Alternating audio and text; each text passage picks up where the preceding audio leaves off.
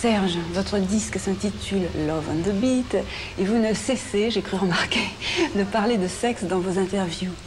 Est-ce que vous pensez que vous pouvez attirer ainsi l'attention des gens en les chatouillant là où ça les démange le plus, ou est-ce parce que c'est là que ça vous démange le plus vous-même? Ça les morpions, aux sourcils, etc. Rien ne me démange, voyons.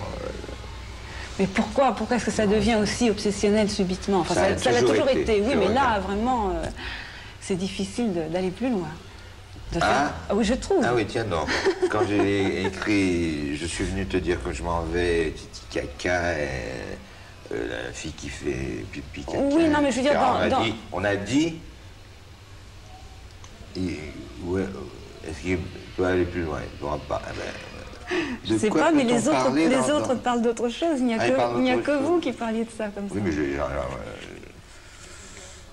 disons, je suis un professionnel, je déteste les amateurs, et même surtout sur le plan horizontal, j'aime pas l'amateurisme. Autant quand on a des contacts, autant que les contacts soient flagrants et ne soient pas...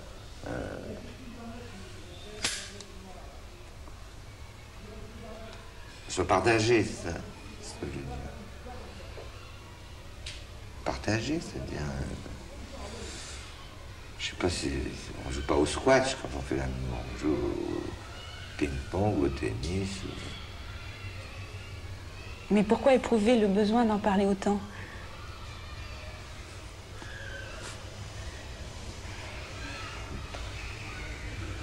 Moi, je pensais, si vous voulez, que trop de 2 égale pas assez 2, et qu'à partir du moment où vraiment, oui, à partir du moment où vous vous faites passer vraiment pour un Superman, tant dans votre disque que dans vos interviews, c'est peut-être parce que ça ne fonctionne pas autant que vous voudriez sur ce plan-là. Tiens donc. Parce que la fille, elle fait miaou miaou dans... Les gens pour qui ça fonctionne vraiment n'en parlent jamais, j'ai cru remarquer. Bordel. Je suis méchante, mais il le faut. Mais je fais pas... c'est pas un tableau de chasse que je... Ah, quand même, vous donnez une image de vous assez flatteuse, je trouve. J'ai fait un parcours du combattant qui était pas... quand même... J'ai eu quelques lots qui étaient pas mal. J'ai eu des tas, des filles abjectes, mais j'ai eu des filles sublimes. Vous les avez eues ou elles vous ont eu? Oh, la perfidie. Certaines m'ont eu, mais elles m'ont eu sur le plan physique.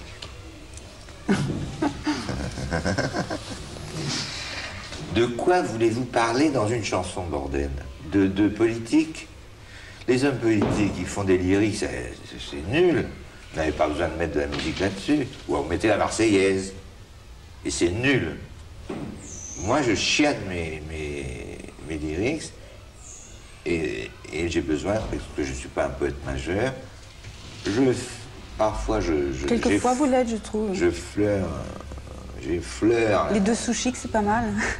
Ah, tiens, 2 sous chics, c'est pas mal, oui. Mais j'ai besoin d'un support musical.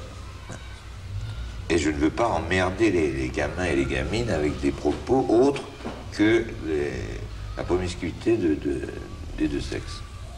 Ou du même sexe, en dernier. Vous ne voulez pas, mais vous le faites quand même.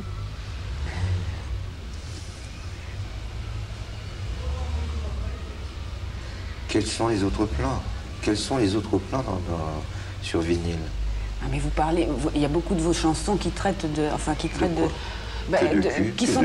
qui sont des chansons extrêmement sentimentales. Les 2 sous chics que j'évoquais, c'est une chanson sur la pudeur qui est absolument merveilleuse. Et je trouve ça beaucoup moins emmerdant, de mon point de vue, hein, pour mon goût. Et je pense qu'il y aura pas mal de gens jeunes qui seront de mon avis, que, par exemple, Love on the Beat. Ça veut dire que vous êtes une mal baisée, voilà. Ça va bien pour moi jusqu'ici. C'est pas... Non, mais faut pas charrier quand même. Je le dis joliment. Ouais. Je suis pas graveleux. J'essaie de trouver des formules pseudo-poétiques. Pseudo, parce que je veux pas la ramener, mais je peux la ramener si je veux.